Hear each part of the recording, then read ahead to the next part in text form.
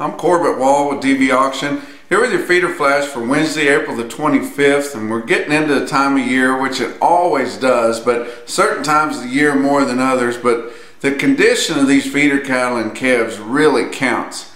You're seeing some astronomical prices coming out of these sales on some reputation long strings of cattle at particular weights, but it's more the particular condition that we're seeing. We're starting to see some light calves show up that are new crop calves. They're pretty young and soft. You can turn those cattle out, but they're not going to do a whole lot on grass. If you get some old crop calves that still have some light weight to them, that's what guys want to go after, but they're really back after those stocker cattle again. We saw that late in the winter there for early spring, and now we're seeing that again, and we're starting to see some calves that are long time weaned. They're weighing in the high fives up to 700 pounds, and they're real stocker type cattle.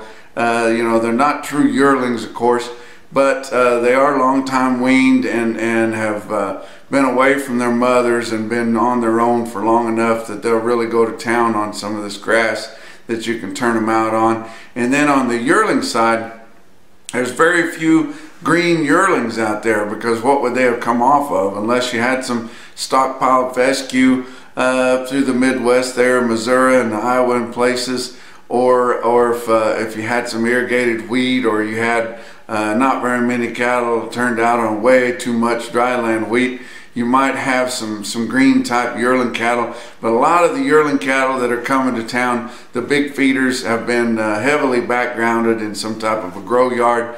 It's going to be hard to find something that tastes as good to those cattle as what they've been eating, and those kind of cattle are hard to sell. But if you get some true green yearling cattle, then they'll bring a big price, and they don't have to be the best. They could be crossed up. They don't have to have a lot of hair, because going into anywhere in a 5-area feeding region, pretty much all that cold weather is behind us, and by the time it comes back again, those cattle will have been finished out and gone. And in fact, through some of those summer months, it might be nice to have something with just a tick of ear that can stand some of that heat, because it gets hot pretty much everywhere sometime in the summertime. But look at the board. June live cattle futures up 17 cents at 105.05. April spot live cattle down 62 cents. It come down a little bit for some reason there at 121.10. Now your May feeder cattle down 45 cents at 140.15. Your April up 7 cents at 139.10. And it just your feeder cattle board going on out through the summer and into the fall just keeps climbing. And look, way out there at November, it's sitting at 147.25. Fat cattle trade, of course, it's too early in the week to have anything set, but we did have a long string or several cattle out of one yard there in Kansas, 2,800 head of them, bring 121 on Tuesday morning there, so that's a pretty good deal.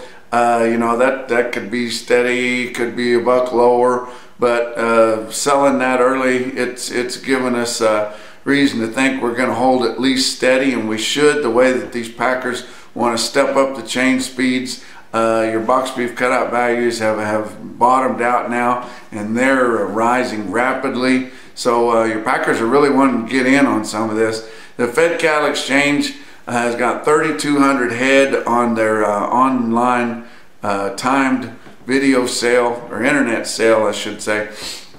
That Fed Cattle Exchange got 3,200 head, but over 2,800 of them are still that big long set of family Nebraska feedlot cattle up there. They wanted 127 for them last week. They offered them up at that. They didn't get any takers. Be interesting to see what they want for those cattle this time. They are all for close-up delivery now, and hope they get those sold. You know, some of you guys that don't have a good connection with a packer, especially some of you farmer feeders up in the Midwest and places, if you don't have regular cattle to sell, you might want to try that Fed Cattle Exchange. We need something like that to work, guys, because the captive supplies just keeps getting bigger and bigger and bigger all the time, and the amount of cattle that are actually haggled upon or that the packers go out and try to buy on the open market just gets smaller all the time. And that is one thing. If we could get that thing to work, if we could get enough cattle in it that it made a difference to the packers, that they needed to get in there and compete for some of those cattle, ultimately that thing could work. But we've got to get some people to try it. And I know everybody's thinking, oh, you try it and tell me how it is. Well, more people need to step up to the plate and try it. And I don't mean a big corporate yard putting a pin on just to make it look good. I'm talking about some of you guys up there, they're independent feeders. You know, put some cattle on there and put them up for sale and sell them on the open market. And then the more we can get in that deal, the better it's going to work for everybody. Box beef cutout values, I said they bottomed out last week and they're on the rise. Choice cuts $217.65 up $254. Selects at $202.11 up 39 cents. We're going to have a big slaughter. I know we're only 2 days into it this week. We're going to have a big slaughter this week. Your feeder cattle markets, real-time index on Beef Market Central late in the day on Monday sitting at 135.76, down just 9 cents, and holding in there pretty good. OKC West and El Reno had their calf sale, 1,800 head there, steady to $4 higher. Most of the advance was seen on heifers.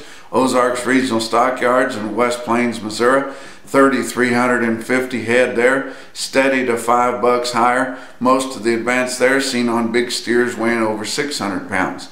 Look at a couple individual quotes there. John Cooper sent me a message right after he sold these cattle in OKC West and El Reno, said they were black, thin stockers, I mean ready to go to grass. And look what they bring around noontime there, 171 head of 659 pound stockers, 171. Now look up north in Phillips, South Dakota, big sale up there. They had 3 loads of big steers weighed 944 pounds at 134.50, and that's just short of the index, which is based on an 800-pound steer. So that's a big premium there on those big cattle. But that's your feeder flash for Wednesday.